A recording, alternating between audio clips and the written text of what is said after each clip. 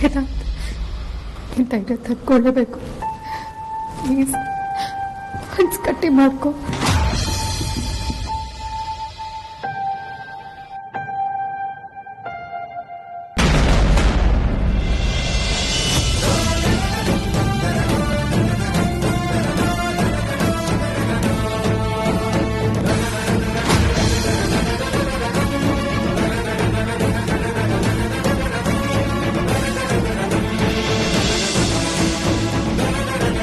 Identify ಮಾಡಿದ್ರ ನಿಮ್ ಕಡೆಯವ್ರನ್ನ?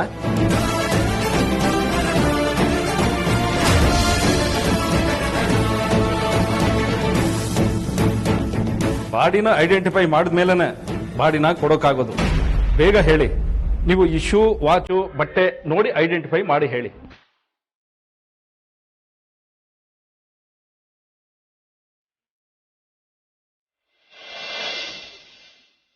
ಅಣ್ಣ, ನೀ ಕೊಟ್ಟಿರೋ ಈ ವಾಚ್ನ ನಾನು ಸಹಾಯ ತನಕನೂ ಹಾಕೊಂಡಿರ್ತೀನಿ.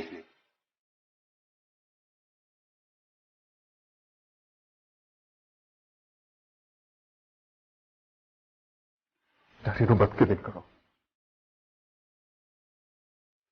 ಚಿಕ್ಕ ವಯಸ್ಸಿಗೆ ನಾನು ಹೇಳ್ತಿರ್ಲಿಲ್ಲ ನಾನು ಇರೋವರೆಗೂ ನಿನ್ಗೇನು ಆಗಲ್ಲ ಅಂತ. ಮತ್ತೆ ಹೇಗೋ ನನ್ನ ಬಿಟ್ಟು ಹೋದೆ ನೀನು. ಇಷ್ಟ ಹೇಳಿದ್ರು ಬಾ, ಪ್ಲೀಸ್ ಕಂಡ್ಬಿಡು. ನೋಡು, ನಾನು ನಿನ್ ಪಕ್ಕದಲ್ಲೇ ಇದ್ದೀನಿ. ಇಡೀ ದಿನ ನಿನ್ ಪಕ್ಕನೇ ಕೂತಿರ್ತೀನಿ. ಕಂಡ್ಬಿಡುದ್ರು ಬಾ, ಪ್ಲೀಸ್ ಕಣ್ತೆಗೆಯೋ, ಎತ್ತೇಳೋ. ನನ್ನ ಬಿಟ್ಟು ಹೇಗೆ ಹೋಗ್ತೀಯೋ? ನೀನು ಉಳಿಸ್ಕೊಳಕ್ ನನ್ ಕೈಲಿ ಆಗ್ಲಿಲ್ವಾ? ನಾನಿದ್ದು ಏನ್ ಪ್ರಯೋಜನ? ಪ್ಲೀಸ್ ಧ್ರುವ, ಕಣ್ಬಿಡುದ್ರುವ. ಎದ್ದೇಳುದ್ರುವ, ಮಾತಾಡೋ, ಕಣ್ಬಿಡೋದ್ರುವ. ನಾನಿನ್ ಅಣ್ಣ ಬಂದಿದ್ದೆ ಧ್ರುವ. ಒಂದ್ಸಲ ಕಣ್ಬಿಟ್ಟು ನೋಡು ಧ್ರುವ. ಧ್ರುವ,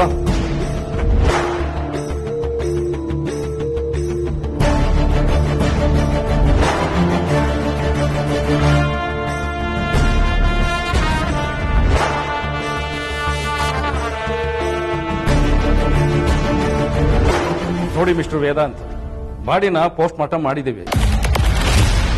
ಇದು ಆಕ್ಸಿಡೆಂಟ್ ಆಗಿರೋದ್ರಿಂದ ಪೊಲೀಸ್ ಕೇಸ್ ಆಗುತ್ತೆ. ಪೊಲೀಸ್ನವ್ರು ಬಂದು ನೋಡಿದ್ಮೇಲೆ ಈ ಬಾಡಿನ ತಗೊಂಡು ಹೋಗ್ಬೋದು.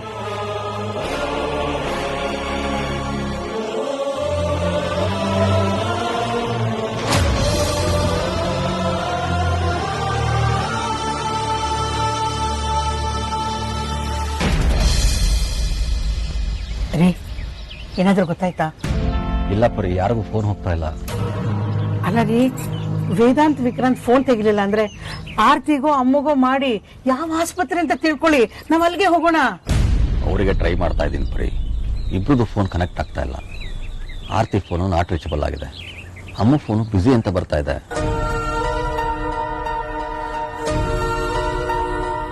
ಅದಿತಿ, ರಾಜನ್ನ ಯಾವ ಆಸ್ಪತ್ರೆಗೆ ಸೇರಿಸಿದಾರೆ ಅಂತ ನಿನ್ಗೇನಾದ್ರೂ ಗೊತ್ತಮ್ಮ?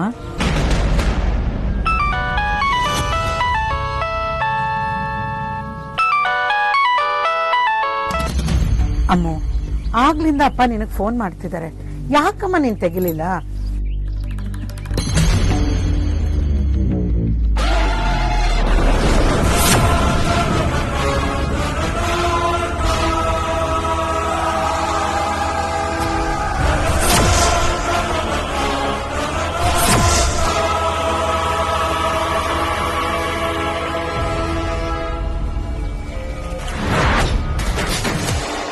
ಯಾಕೆ ಪರಿ, ಏನಾಯ್ತು? ಅಮ್ಮ ಏನೇ ಹೇಳಿದ್ಲು? ಎಲ್ಲ ಮುಗ್ದೋಯ್ತು ರೀ. ಅಂದ್ರೆ ನಮ್ಮ ರಾಜ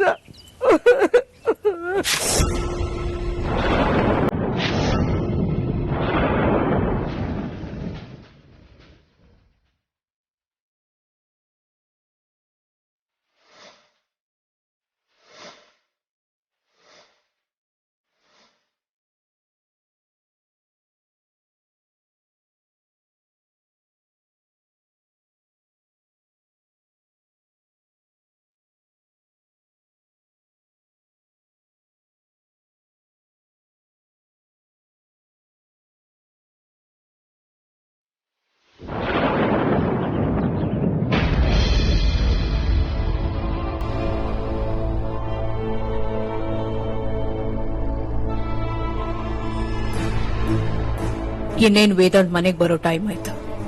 ಅವನ ಜೊತೆನೆ ಒಂದು ಸಾವಿನ ಸುದ್ದಿ ಬರುತ್ತೆ. ಮನೆ ತುಂಬಾ ಸೂತ್ಕ ಆವರಿಸ್ಕೊಳ್ಳುತ್ತೆ.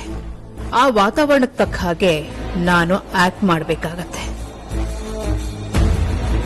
ಧ್ರುವಂಗೆ ನನ್ ಮೇಲೆ ಕೋಪ ಇದ್ದಿರಬಹುದು, ಆದ್ರೆ ನಂಗೆ ಧ್ರುವನ್ ಮೇಲೆ ಪ್ರೀತಿ ಇತ್ತು ಅನ್ನೋ ತರ ಎಲ್ಲಾರ ತಲೆಯಲ್ಲೂ ಪ್ರಿಂಟ್ ಆಗ್ಬೇಕು.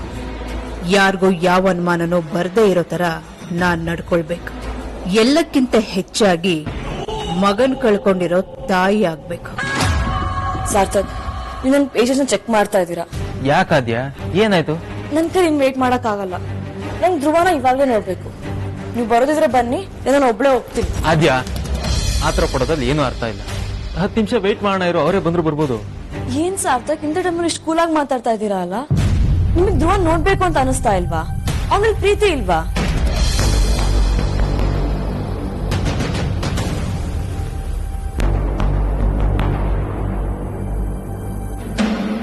ಅಣ್ಣ, ನೀವು ಮಾತ್ರ ಬರ್ತಾ ಇದ್ದೀರಾ? ಧ್ರುವನ್ ಕರ್ಕೊಂಡ್ ಬಂದಿಲ್ವಾ? ಅವ್ನು ನಿಮ್ ಜೊತೆ ಬಂದಿಲ್ವಾ?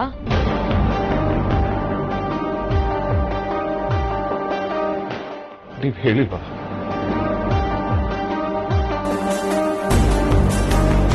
ವೇದಾಂತ್, ಧ್ರುವ ಎಲ್ಲಿ?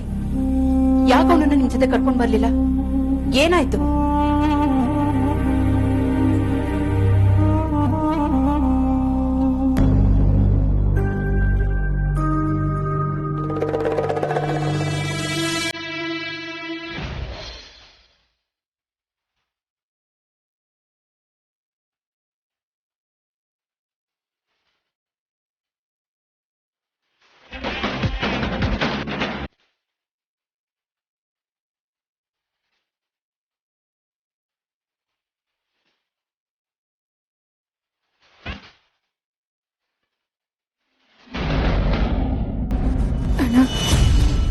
ಮನೇಲಿ ಯಾಕೋ ವಿಷಯನ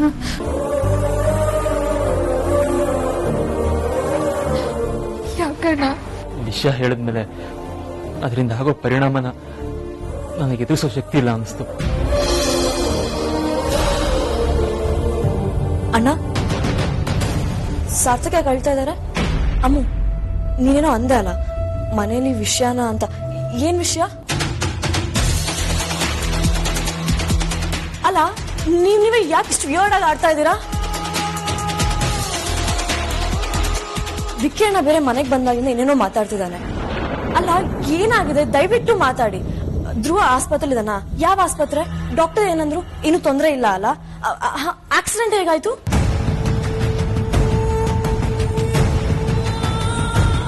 ಅವ್ನ್ ಬೇಗ ಹುಷಾರಾಗ್ತಾನಂತ ಮಾತಾಡಿ ಯಾರಾದ್ರೂ. ಹೌದು, ಡಿಸ್ಚಾರ್ಜ್ ಯಾವಾಗಂತೆ? ಏನಾಗಿದೆ ನಿಮ್ಗೆಲ್ಲ?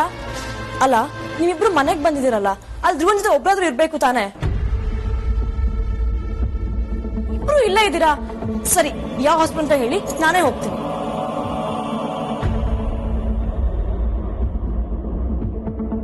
ವೇದಾಂತ್, ಏನಾಗಿದೆ ನಿನ್ಗೆ?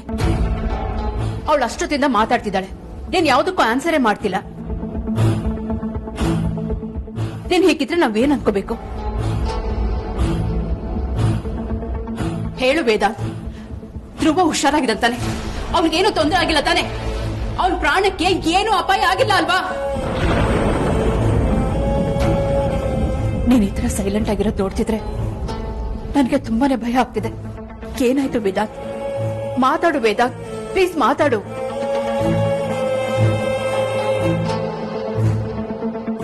ಅಮೂಲ್ಯ,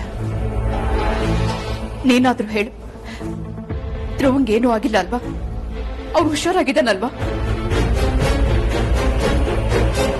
ಅಣ್ಣ, ನೀನೇನೋ ಮುಚ್ಚಿಡ್ತಾ ಇದೀಯಾ. ಪ್ಲೀಸ್ ನಿಜ ಹೇಳು. ಅಮ್ಮು, ನೀನಾದ್ರೂ ಹೇಳು, ಧ್ರುವಂಗೇನೂ ಆಗಿಲ್ಲ ಅಲ್ವಾ?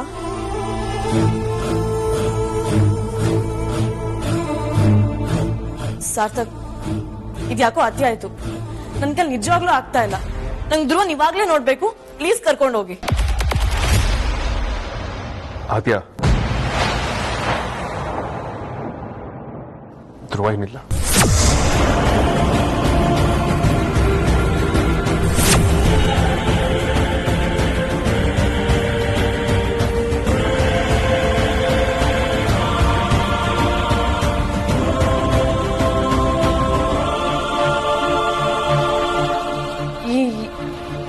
ಅಂದೆ ಅಣ್ಣ? ಹಾ, ಹೌದು ಹೌದ್ಯಾ. ಧ್ರುವ ನಮ್ಮನ್ನೆಲ್ಲ ಬಿಟ್ಟು ಹೊಟ್ಟೋದ.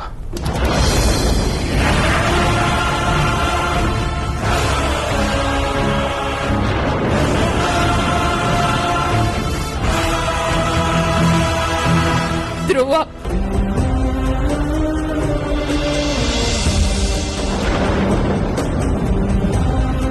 ವೇದ, ನೀನ್ ಹೇಳಿದ ಮಾತು ಸುಳ್ಳು ಅಂತ ಹೇಳು.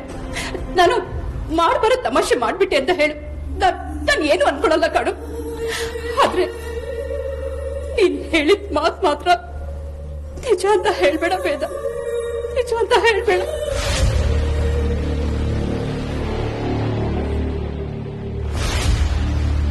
ಇನ್ನು ನಿನ್ ಜೀವನನೇ ಸರಿಯಾಗಿ ಶುರು ಆಗ್ಲಿಲ್ವಲ್ಲೋ, ಅಷ್ಟು ಬೇಗ ನಮ್ಮನ್ನೆಲ್ಲ ಬಿಟ್ಟು ಹೊರಟೋದಿಯಲ್ಲೋ ಧ್ರುವ. ನಾನ್ ನಿನ್ ಬಗ್ಗೆ ಎಷ್ಟೆಲ್ಲ ಕನಸು ಕಂಡಿದ್ದೆ, ಆ ಕನಸೆಲ್ಲ ಹಾಗೆ ಉಳಿಸೋಟೋದಿಯಲ್ಲೋ.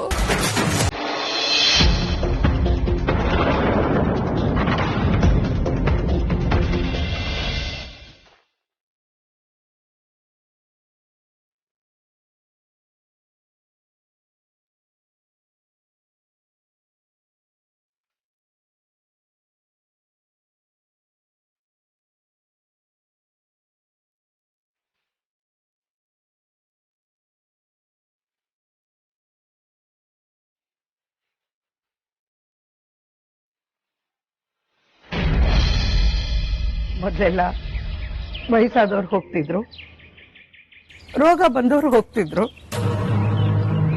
ಆದ್ರೆ ಈಗೀಗ ನಿನಗೆ ವಯಸ್ಸಾದವರಾಗ್ಲಿ ಕಾಯಿಲೆ ಬಂದಿರೋರು ಬೇಕಾಗಿಲ್ಲ, ಒಳ್ಳೆಯವರಾಗಿದ್ರೆ ಸಾಕು, ಕರ್ಕೊಂಡ್ಬಿಡ್ತೀಯ. ಗಂಡು ಮಕ್ಕಳು ಅಂದ್ರೆ ಅವನ ತರನೇ ಇರ್ಬೇಕು ಅಂತ ಎಷ್ಟೋ ಸಲ ಅನ್ಸಿತ್ತು. ಅಂತ ಮಗು ಅದು. ನನ್ಗೊಬ್ಬ ಗಂಡು ಮಗ ಇದ್ದಿದ್ರೆ ಅವನ ತರನೇ ಇರ್ಬೇಕು ಅಂತ ಎಷ್ಟೋ ಸಲ ಅನ್ಸಿತ್ತು. ಅದ್ಯಾವ ಜನ್ಮದ ಋಣನೋ ಏನು, ಒಂದಷ್ಟು ದಿನ ನಾವ್ ಜೊತೆಗಿದ್ದ. ಕೋಟಿ ಬಾಳೋನೆ ಆದ್ರೂ ನಾನ್ ಕೊಡೋ ತುತ್ತನ ಕಣ್ಣು ಗೊತ್ಕೊಟ್ಟು ತಿಂತಿದ್ದ. ನಮ್ಮಿಬ್ರನ್ನ ಅಪ್ಪ ಅಮ್ಮನ ತರನೇ ಪ್ರೀತಿ ಮಾಡ್ತಿದ್ದ. ಅಪ್ಪಟ ಚಿನ್ನ ಅವನು. ಅಂತ ಹುಡುಗನ ನೀನ್ ಕಿತ್ಕೊಂಡ್ಬಿಟ್ಟಿಯಲ್ಲ, ಸ್ವಲ್ಪನೂ ದಯ ಇಲ್ವಾ ನಿನಗೆ? ನಮ್ಮ ಹತ್ರ ದುಡ್ಡಿಲ್ದೆ ಇದ್ದಾಗ ನಮ್ ಕಷ್ಟಕ್ಕೆ ಅವನ ಆಗ್ತಾ ಇದ್ದ. ನಮ್ಮ ಮನೇಲಿ ಅನ್ನ ತಿಂದಿದ್ದೀನಿ ಅನ್ನೋ ಋಣಕ್ಕೆ ನಮಗೋಸ್ಕರ ದುಡ್ಕೊಂಡು ಬರ್ತಾ ಇದ್ದ. ಪ್ರತಿಯೊಂದು ಮನೇಲೂ ಅಂತ ಹುಡುಗ ಇದ್ರೆ ಪ್ರೀತಿ ಹಾಲುಕ್ಕದಂಗ ಉಕ್ಕುತ್ತೆ, ನೆಮ್ಮದಿ ಶಾಂತಿ ಅನ್ನೋದು ಮಳೆ ಸುರಿದಂಗ್ ಸುರಿಯುತ್ತೆ ಅಂತ ಅನಿಸ್ತಿತ್ತು.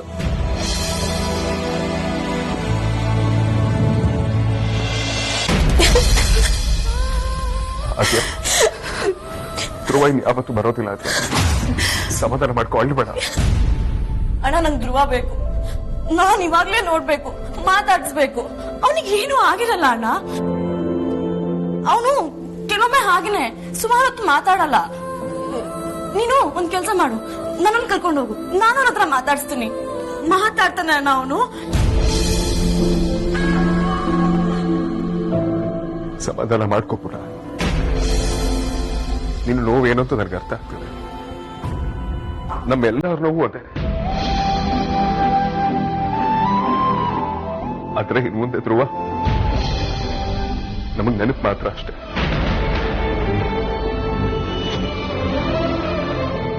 ಇನ್ನೂ ಸಮಾಧಾನ ಮಾಡ್ಕೊಂತ ಹೇಳೋದು ತುಂಬಾ ಸುಲಭ, ಆದ್ರೆ ಇದನ್ನ ಡೈಜೆಸ್ಟ್ ಮಾಡ್ಕೊಂಡು ಸಮಾಧಾನ ಮಾಡ್ಕೊಳ್ಳೋದು ಬಹಳ ಕಷ್ಟ. But we don't have an option.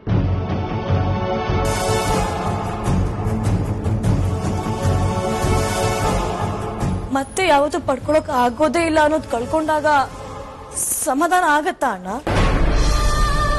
ಅವನ್ ಮನೆಯಿಂದ 6 ವರ್ಷ ಆಚೆ ಇದ್ದಾಗ ನಂಗೆ ತಡ್ಕೊಳಕ್ ಆಗ್ಲಿಲ್ಲ. ಇವಾಗ ಅವನ್ ಇಲ್ಲ ಅನ್ನೋದು ಹೇಗ್ ಸಹಿಸ್ಕೊಂಡು ಸುಮ್ಮನಿರ್ಲಿ ಅಣ್ಣ?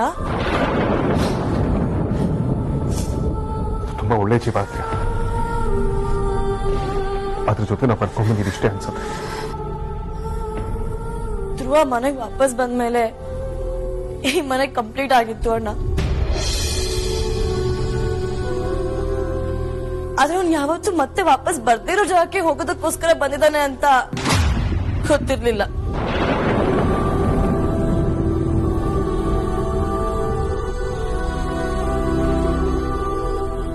ಆ ದೇವ್ರು ನಮಗೆ ಯಾಕಣ ಈ ತರ ಮಾಡ್ತಾನೆ? ನಾವೇನ್ ಅನ್ಯಾಯ ಮಾಡಿದೀವಿ? ನಿನ್ನ ತರಾನೇ ನನ್ನ ಹತ್ರನೂ 100 ಪ್ರಶ್ನೆಗಳಿವೆ ಆದ್ಯ. ಆದ್ರೆ ಅದ್ಯಾವುದಕ್ಕೂ ನನ್ನ ಹತ್ರನೂ ಉತ್ತರ ಇಲ್ಲ. ನೋಡು, ನೀನೀಗ ಅಳ್ತಾ ಇದ್ರೆ ಎಲ್ಲರೂ ಅಳ್ತಾರೆ. ಎಲ್ಲ ಅಳ್ತಾ ಕೂತ್ರೆ ಹೇಗೆ ಹೇಳು?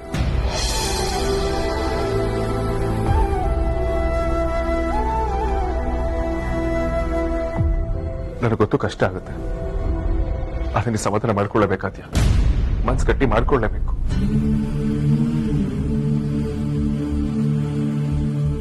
ಇಂಥ ಸುದ್ದಿ ಬರೋಂತ ತಪ್ಪು ನಾವೇನ್ ಮಾಡಿದ್ವಿ ವೇದಾಂತ್? ಅವನಲ್ಲಿ ಯಾಕೆ ಹೋದ? ಹೋಗಕ್ ಯಾರು ಹೇಳಿದ್ದು?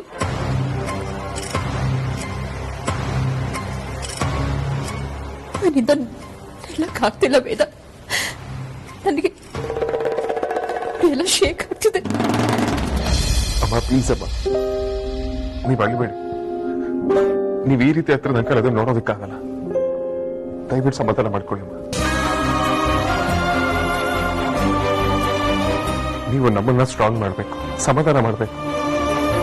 ಅದನ್ನ ನೀವೇ ಕುಸ್ತು ಬಿದ್ದೋದ್ರೆ ನಮ್ ಗತಿ ಏನ್ ಹೇಳಿ?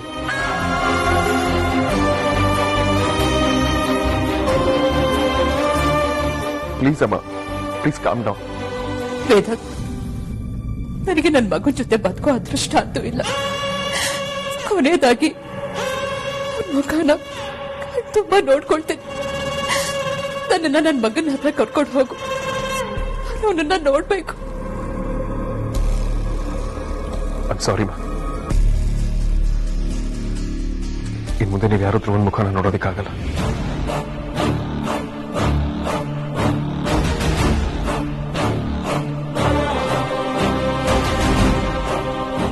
ಆಗಲ್ಲ ಅಂದ್ರೆ ಏನ್ ವೇದಾಂತ್?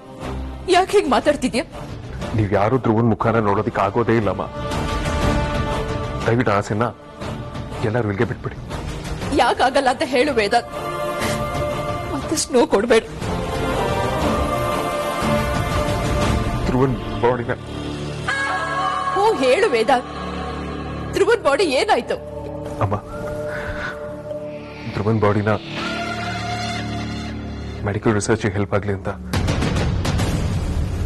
ಅದೇ ಹಾಸ್ಪಿಟಲ್ ಡೊನೇಟ್ ಮಾಡಿದೆ ಅಮ್ಮ.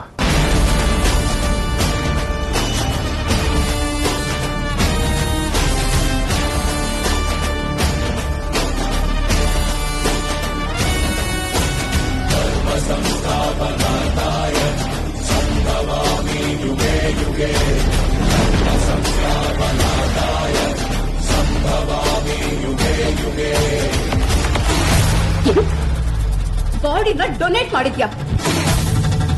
ಯಾರೋ ನಿನಗೆ ಡೊನೇಟ್ ಮಾಡಕ್ ಹೇಳಿದ್ದು? ಯಾರು ನಿನ್ಗೆ ರೈಟ್ಸ್ ಕೊಟ್ಟಿದ್ದು? ಡೊನೇಟ್ ಮಾಡಕ್ ಬದಲು ನನಗೆ ಒಂದು ಮಾತು ಕೇಳ್ಬೇಕು ಅಂತ ನಿನ್ಗೆ ಅನ್ನಿಸ್ತಿಲ್ವಾ ವೇದ? ನೀನ್ ಹೇಗ್ ಮಗನು, ಅವನು ನನ್ಗೆ ಹಾಗೆ ಮಗ. ಅವನ ವಿಚಾರದಲ್ಲಿ ಡಿಸಿಷನ್ ತಗೊಳ್ಳೋ ಹಕ್ಕು ನಿನಗಿಂತ ನನಗೆ ಜಾಸ್ತಿ ಇರೋದು.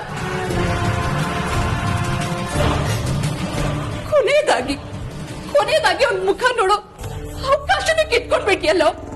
ನಿನಗೆ